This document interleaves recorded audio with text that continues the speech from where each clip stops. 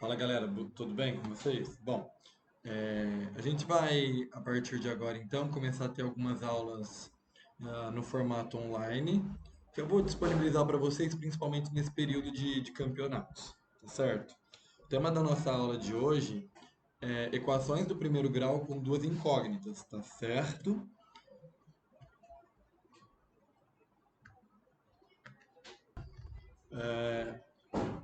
Os objetivos dessa aula serão resolver problemas que envolvam cálculo com valor numérico de expressões algébricas utilizando propriedades das operações em contextos significativos. Tá? E registrar em uma tabela os resultados dos cálculos de valores numéricos das grandezas envolvidas nas expressões algébricas. Galera, de um modo geral, a gente vai buscar representar é, as coisas da forma que a gente sempre fez, em formato de letras. A gente vai usar letras do nosso alfabeto ou de outros alfabetos para poder representar situações do nosso cotidiano. Vamos começar assim, ó. Marcos tem R$ 5 para gastar. Ele quer comprar uma fruta que custa X reais e um doce que custa Y reais. Represente algebricamente. Aqui, ó, algebricamente, eu vou deixar a tela dessa forma. A situação sabendo que ao comprar a fruta e o doce, ele não terá troco. Então tá, a gente sabe que o valor da fruta é X e o valor do doce é Y. Como fala que não vai ter troco, o resultado ah, da compra dele é igual aos R$ 5. Então o que, que acontece aqui, ó?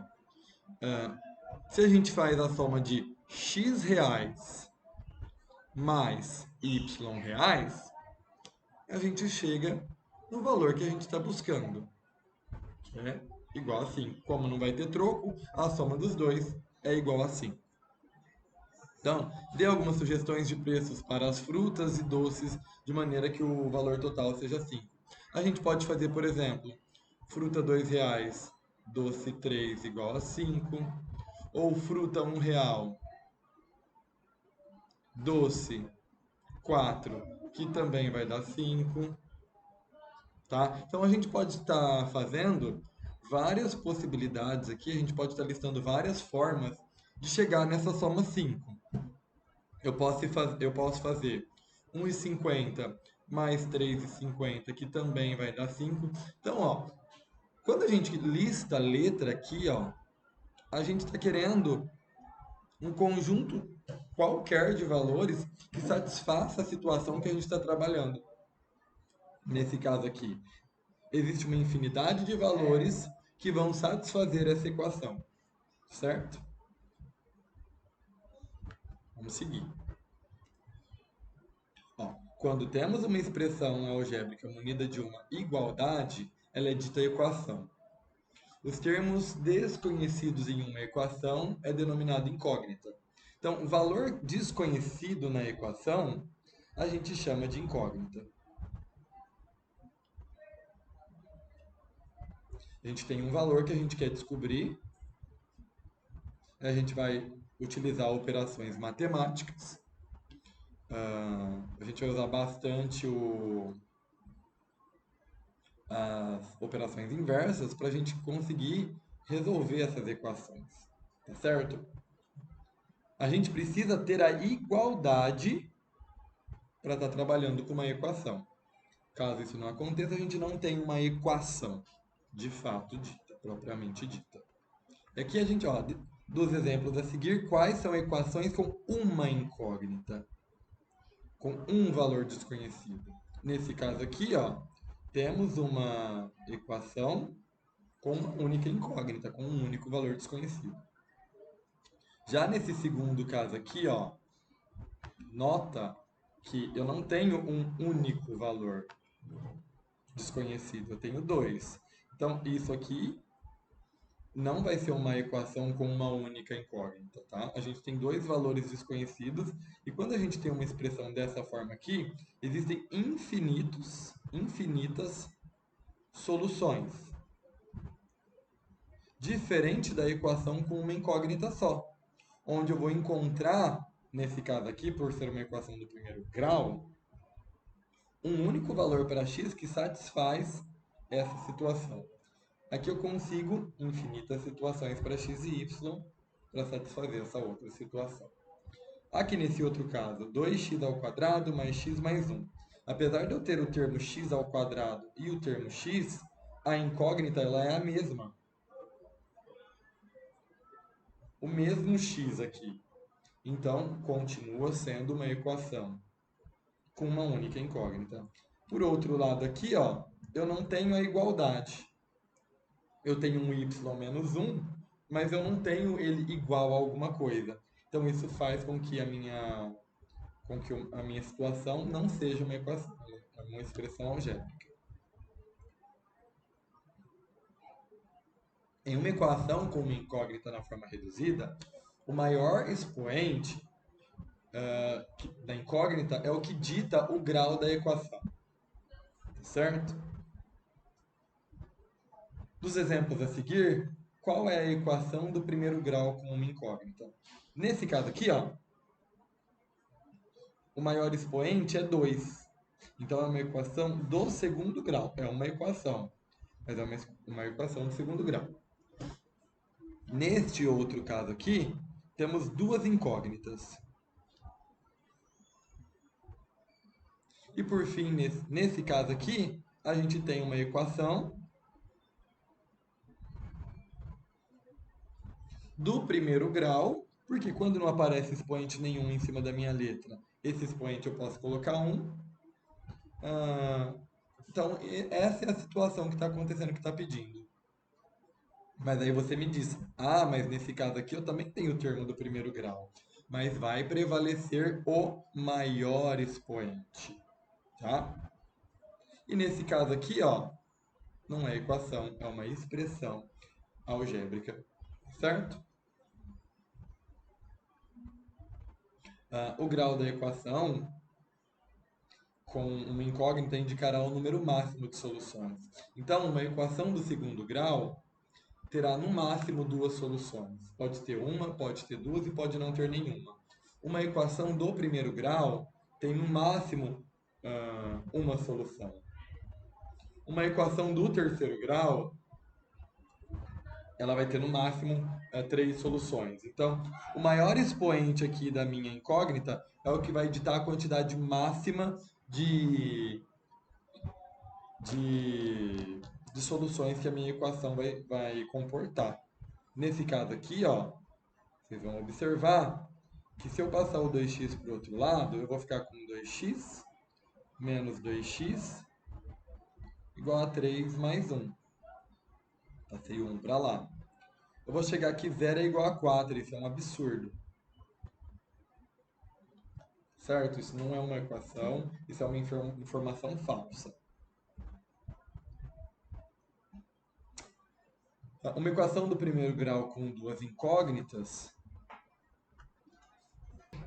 ela vai admitir infinitas soluções, como eu já disse anteriormente, porque eu consigo encontrar infinitos valores que satisfaçam a situação.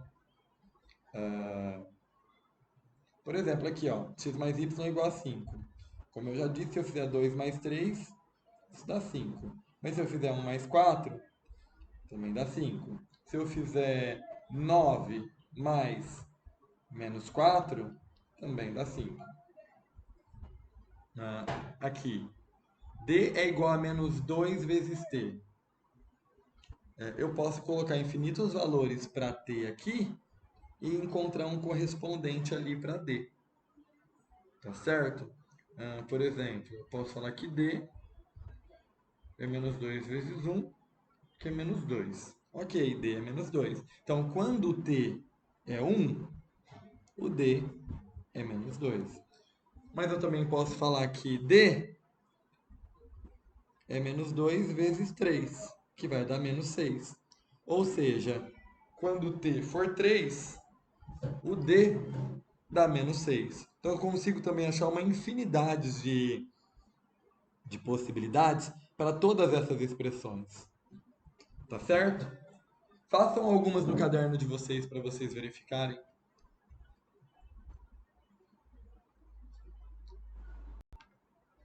Vamos voltar para a situação inicial?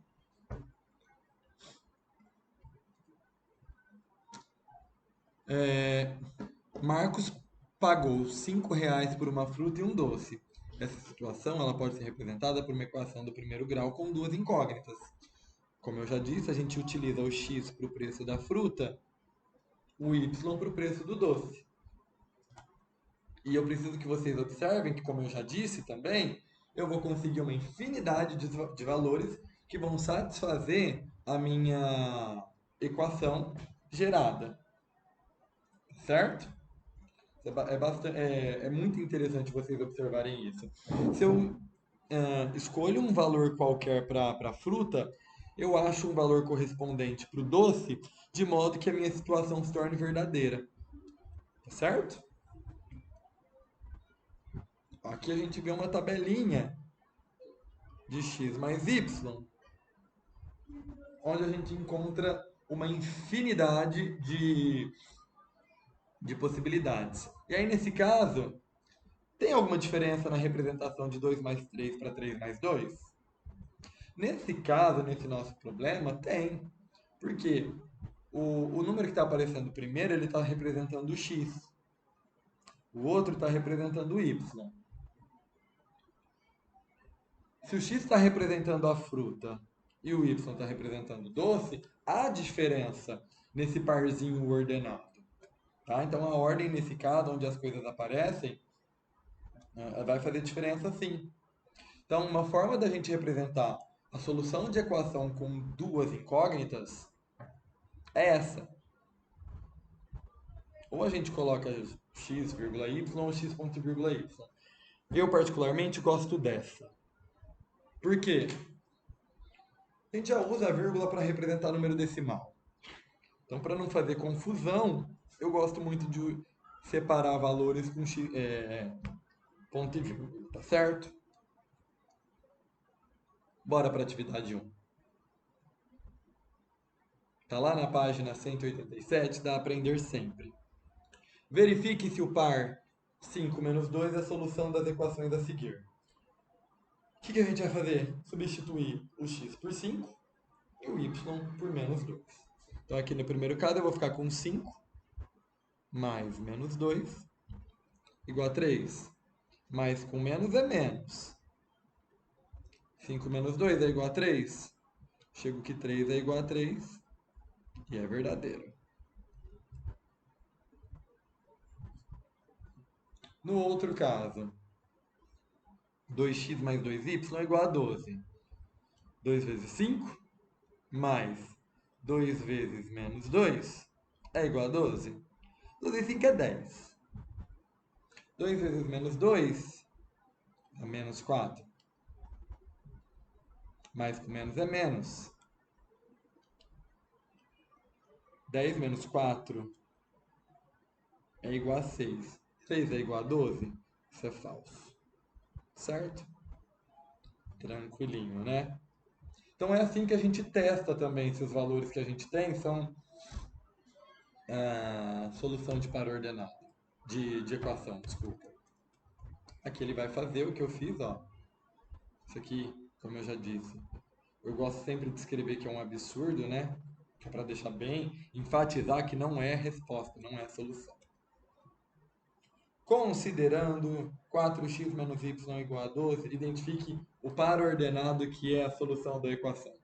Para o vídeo e tenta resolver. Voltou? Certo. Vamos fazer? Então, lembrando, os pares ordenados sempre no formato XY. Vamos substituir a letra A. 4 vezes 1 menos y igual a 12. 4 menos y. Opa, gente, desculpa. Olha a besteira. O professor também erra, viram? Bora lá. 4 vezes 1 menos 2 é igual a 12? Eu fico com 4 menos 2. E 2 é igual a 12? É falso.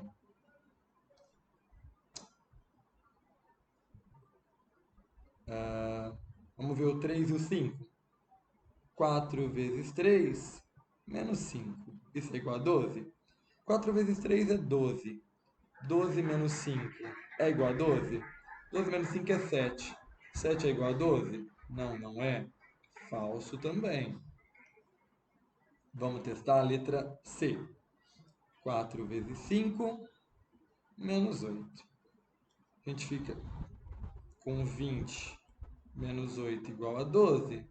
12 é igual a 12? Graças a Deus, né? Então, a alternativa C é verdadeira. Vamos ver se a D é verdadeira? Porque ele fala para identificar o par que é a resposta, mas vamos confirmar só que a D também não é. Vai ficar 4 vezes 4, menos 1. 16 menos 1 é 15. 15 não é igual a 12. É falso também. Certo? Tranquilo até aqui? Espero que sim. Aqui embaixo a gente tem a solução. Tempo para vocês fazerem isso, tá? Um aplicativo calcula o valor de uma viagem cobrando uma tarifa fixa de R$ 2,50, mais um total de 1,80 por quilômetro rodado. Então, vamos encontrar uma expressão algébrica que representa o valor P a ser pago por uma corrida. O que a gente precisa observar? Se eu percorro 1 quilômetro, eu vou pagar 1,80. Se eu percorro 2 quilômetros, eu vou pagar 1,80 vezes 2. Eu estou ignorando ainda essa parte, tá? Se eu percorro 3 quilômetros, eu vou pagar 1,80 vezes 3. Se eu percorro Q quilômetros, eu vou pagar 1,80 vezes Q. Porque o espaço que ele vai percorrer, a quantidade de quilômetros, é uma coisa que vai variar. O preço a ser pago depende da quantidade de quilômetros percorridos, certo? Então eu vou buscar colocar o valor do quilômetro rodado com a quantidade de quilômetros que eu vou percorrer, mais uma taxa fixa de 2,50. Então o preço a ser pago vai ser 2,50 mais 1,80 vezes Q. Entenderam? Olha que interessante. Busquem sempre colocar, então, uma incógnita do lado daquilo que varia. O que está variando? O quilômetro. E eu tenho um preço para o quilômetro que eu vou percorrer. Entenderam? Então a alternativa correta nesse caso é a alternativa D. Espero que vocês tenham entendido. Aqui ele faz a correção. Mais um exercício para a gente fechar essa ideia. Considerando a situação anterior, o valor pago por uma corrida de 10 quilômetros. Vamos voltar lá? A gente ficou com a expressão P igual a 2,50 mais 1,80 vezes P. Desculpa, vezes P não, vezes Q. Deixa eu consertar aqui. Correto?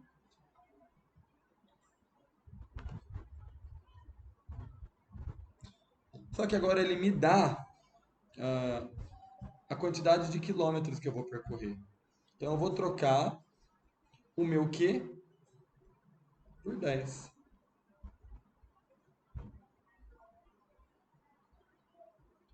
A gente começa sempre a resolver a expressão por multiplicação. E aí 1,80 vezes 10 dá 18.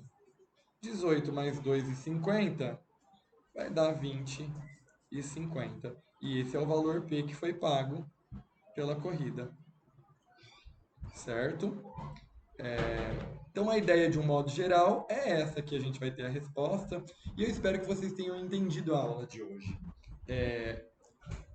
Eu vou deixar para vocês alguns exercícios, tá? Para vocês resolverem da apostila Aprender Sempre. Pessoal, o que eu quero que vocês façam para a próxima aula?